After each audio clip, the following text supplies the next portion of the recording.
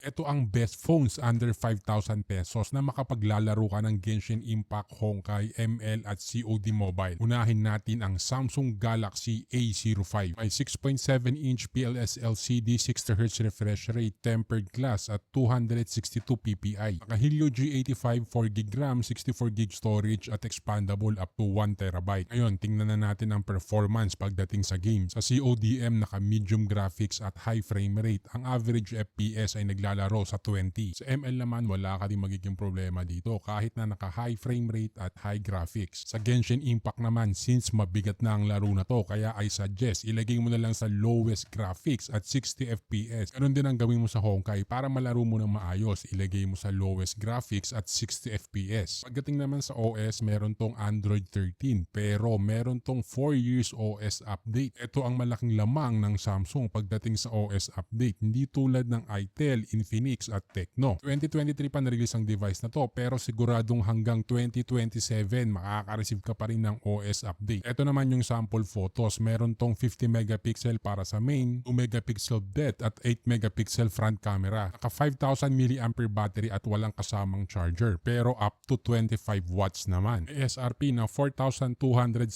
pesos. Ngayon, ang isa pang marerecommend ko ay ang Poco C65. Naka 6.74-inch IPS LCD, 90Hz refresh rate, 260 ppi at Gorilla Glass. Pagdating naman sa chipset, naka Helio G85, 6GB RAM, 128GB storage at expandable din up to 1TB. Pagdating naman sa games, pareho lang sila ng Samsung ng performance. Kaya naman malalaro mo pa rin ang CODM, ML, Honkai at Genshin Impact. Basta sundin mo lang ang recommended graphics o ilagay mo sa lowest. Paalala ko lang, hindi to gaming phone. Kaya sobrang limited pa rin ng graphics. Naka Android 13 din pero 2 years lang ang OS update. May 5,000 mAh battery at 18 watts charger. Ito yung sample photos. May 50 megapixel main, 2 megapixel macro at 8 megapixel selfie camera. May presyong 4,900 pesos. Ngayon, kung tatanungin mo ako kung ano ang mas maganda sa kanilang dalawa, makinig ka at hihimayin ko para makapili kang mabuti. Pag-usapan muna natin ang display. Ito makikita natin na mas malaki ang screen ng C65 pero pagdating sa resolution at aspect ratio pareho lang sila. Pagdating naman sa PPI, lumamang ang Galaxy Z05. Panalo din ang C65 pagdating sa refresh rate pati sa brightness na merong 600 nits. Ang ibig sabihin nito, mas kita ang display ng Poco pagka nasa outdoor. Mas maganda din ang screen protection na naka Gorilla Glass kumpara sa tempered glass lang. Kaya pagdating sa display, majority panalo ang Poco C65. Pagdating naman sa performance, walang pinagkaiba to. Ngayon naman pag-usapan natin ang design at build. Ang height at width dito pinakikita lang na mas malaki ang screen to body ratio ng Poco. Mas manipis din to at mas magaan. Pagdating dito, panalo pa rin si Poco. Pagdating naman sa camera, halos pareho lang. Nagkatalo lang sa 1080p video recording na mas mataas ang FPS ng Samsung. Naaabot sa 60. At meron din tong kakayahan sa slow motion. Pagdating naman sa lenses, magkaiba sila. Yung isa may macro, yung isa naman may depth sensor. Pero ibibigay ko ang kategorya na to kay Samsung. Pagdating sa charger, mas mataas pa din ang Galaxy Z05. Ngayon naman sa software, parehas silang naka Android 13. Pero si Samsung merong 4 years OS update kumpara kay Poco na 2 years lang. Kaya para sa akin, mas pipiliin ko ang Samsung. Dahil mas mahalaga sa akin ang mabilis na charger at mas mahabang OS update. Ikaw, ano ang mas pipiliin mo?